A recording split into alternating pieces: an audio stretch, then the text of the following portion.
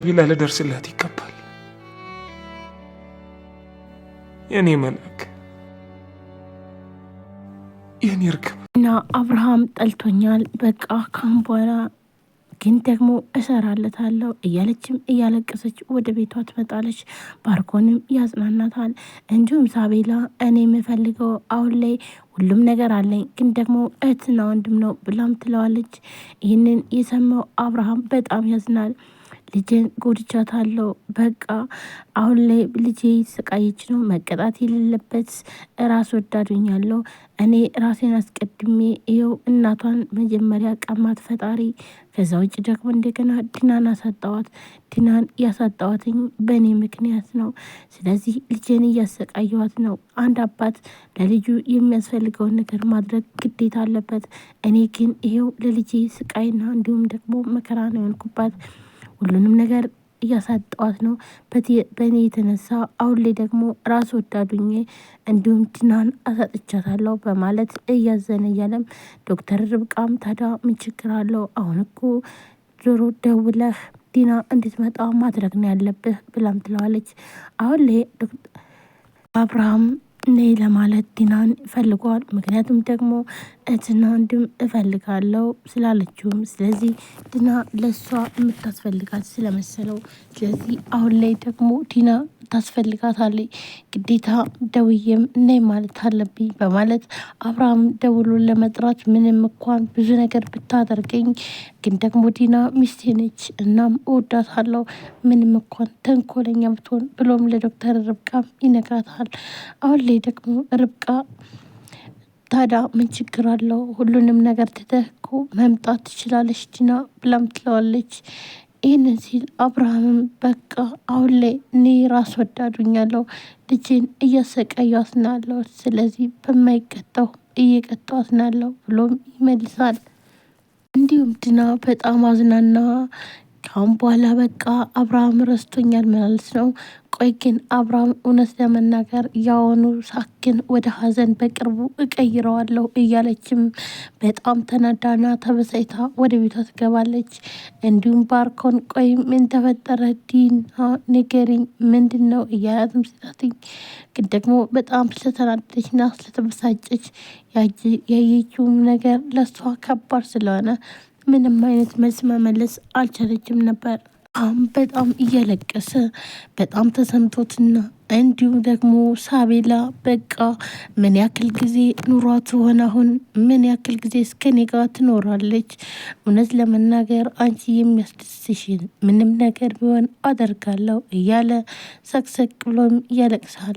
በቃ አንቺን የሚያስደስትሽ ከሆነ ሰዓትም ቢሆን እገባለሁ እያለም ያዝናል። እያዘነም እያለ አሁን ላይ ስቅስቅ ብሎም ያለቅሳል። ምክንያቱም ደግሞ አሁን ዲናን ስላሳጠዋትኝ በማለት ነበር የተሰማው። ዲናንም ይቅርታ ለማለት ወስነዋል። ሳቤላም አሁን ቆይ ግን ምንድን ነው ምን እንዳደርግልሽ ነው ለምፈልጊው ብሎም አብርሃም ይጠይቃታል። አሁን የምፈልገው እኔ ወንድምና እህት ነው። ደግሞ አሁን ዲና ደግሞ ወንድምና እህት ልሰጠኝ ስትወልድ ልሰጠኝ እያለች ነገር ግን ደግሞ ከዚህ ቤት ወጣች። አሁንም በቃ እኔ ምንም አይነት እህት ወንድም አይኖረኝም ማለት ነው ብላም አዝናም ትናገራለች። አብርሃምም ይህንን ደግሞ ፍላጎቷን ለማሟላትና እንዲሁም ደግሞ ማድረግ አልነበረብኝም ብሎም በጣም ያዝናል። አብርሃምም ልጅ ሳቤላ እውነት ለመናገር ምን አይነት ችግር ውስጥ እንዳለው ብታውቂልኝ ኖሮ አሁን ላይ በጣም ታዝኒልኝ ነበር እያለም ያለበትን ደረጃና እንዲሁም ጭንቀቱን እያሰበ የባስ መጨናነቅም ጀመረ። እንዲሁም ሳቤላ ወደ ፈጣሪዋ ስትማጸንና እንዲሁም ደግሞ እባክን ትልቁ አባቴን አድንልኝ እያለች ፈጣሪዋን ትለምናለች። እንዲሁም ይህንን የሰማው አብርሃም በጣም ያዝናል። አብርሃምም ዲና ጋር ደወለ። እናም አብርሃም ስልኩን ያነሳው የዲና ልጅ ነበረች። እናም ስልኩን አንስታ እያለ እማ ስልክ ይፈልግሻል ብላም ትላታለች። አብርሃምም በጣም ይደነግጥና እማ ምን ማለት ነው ብሎ ግራ የተጋቡ። ምክንያቱም ደግሞ ዲና ምንም አይነት ልጅ እንደሌላትና እንዲሁም ደግሞ ከእሱ ጋር እንደምትኖር ወይም ደግሞ እንደምትወደውና ምንም ነገር እንደማታደርግበት ስለሚያውቅ፣ ስለዚህ ይሄ ለሱ በጣም ከባድ ነገር ነበረ። ዲናም እየሮጠ የመታ ስልኩን ትመነጥቃታለች ልጇን ቹንም በመቆጣት ቆይ የሰው ስልክ አይነሳም ብዬ ነበር አይደል እንዴ ብላም የድናትም ትናገረዋለች። እናም ካነሳቸው በኋላ አብርሃም ግን ሰላም ዲናን ፈልጌ ነበር ብሎ ሰላምታውን ከጨረሰም በኋላ ዲናን እንደፈለጋት ይነግራታል። እና ዲናም ትጠራለች። ዲናም መጀመሪያ ስልኩን ከማንሳቷ በፊት በጣም ደነገጠች። እናም ግን ደግሞ ስድዋንም ጀመረች። አብርሃምን መሳደብ ጀመረች። ቆይ ዲና ስለምንድን ነው የምታወሪው ብሎም ግራ ተጋብቶ፣ እናም በተለይ ደግሞ ጥርጣሬ ውስጥ የገባው አብርሃም ምክንያቱም ደግሞ ህፃን ልጅ ያነሳው። እናም እማዬ ስልክ ይፈልግሻል ስትላት በጣም ነበር የደነገጠው። ግን ደግሞ አሁን ሁሉን ነገር አስተባብራለች። እያዘነች እና እንዲሁም ደግሞ ምን ነበር ከቤት ያስወጣኝ ልጅህን ይዤ ደግሞ አሁን ደግሞ ይባስ ብለህ ደግሞ ስለ ሰው ልጅ ትጠይቀኛለህ አብርሃም በቃ ተወኝ በማለት ዲናም በጣም ተናዳም ታስመስላለች። ቆይ ግን አብርሃም እንዴት ነው የምትተወኝ?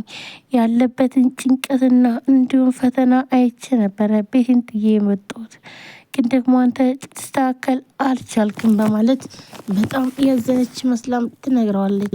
ሰላም ሰላም፣ ጤና ይስጥልን ውድና የተከበራችሁ የቻናል ቤተሰቦች እንዴት ናችሁ? ለዚህ ቻናል አዲስ ቻናል ሰብስክራይብ፣ ላይክ፣ ሼር በማድረግ ቤተሰቡ ነው ቤተሰብናችሁን ከልብ ነው ማመሰግነው። ውድ ቤተሰቦች እንግዲህ ዛሬም በአዲስ ቪዲዮ መጥቻለሁ ማለት ነው። እናንተ ቪዲዮ ላይክ፣ ሰብስክራይብ ያደረጋችሁ አበረታቱኝ። እኔም አዲስ ቪዲዮዎች ይዤላችሁ የምቀርብ ይሆናል ማለት ነው። ላይክ፣ ሼር፣ ሰብስክራይብ ማድረጋችሁን አትርሱ። ዛሬ በዛሬው ዕለት ሳቤላ ቀጣይ ክፍል ምን ተፈጠረ? እንግዲህ ሳቤላ እስካሁን ድረስ ማለትም ልደቷ ተከብሮላታል። በጣም ደስ ብሏታል። እንዲሁም ደግሞ ልዩ አሁን ላይ የት እንዳለች አይታወቅም ማለት ነው። ምክንያቱም ደግሞ የልዩ ፍቅረኛ ወይም ደግሞ ማለት ነው ደውሎ እንደጠፋችና እንዲሁም ደግሞ በተለይ ደግሞ የልዩ እህትም ድጋሚ እንደጠፋች ሁለቱም የት እንደገቡ እንደማይታወቅ ለአብርሃም ተደውሎ ይነገረዋል። ይህንን ሲሰማ አብርሃም በጣም ይደነግጣል። ምክንያቱም ደግሞ ልዩ በምንም ነገር እንድትሆን አይፈልግምና፣ ስለዚህ ቆይ ግን ምንድን ነው የተፈጠረው በማለት ግራ ተጋብቶም ልዩ የት እንዳለች ማወቅ ይፈልጋል። ለዶክተር ርብቃም የልዩ ፍቅረኛ ደውሎ ቆይ ግን የት ልትሆን ትችላለች? ያው እንግዲህ እስካሁን ድረስ አልመጣችም። ደግሞም ይባስ ብላ እህቷም ጠፍታለች። ለእናቷም ደውዬ የትም እንዳለች እንደማታወቅ ነው እየተነገረው።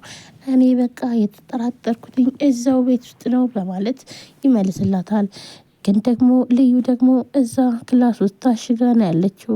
ይህንን ውሃም ሆነ ምንም ነገር ማንም አይሰጣትም። ትየውም በቃ ወይም ገለው ጥለዋታል እያለች ነው። ስለዚህ እባክሽን ዶክተር እባክሽን ልዩ ያለችበትን አግዥኝ፣ እናትየዋ ኬት ብለሽም ቢሆን አምጪልኝ ብለዋል እያለ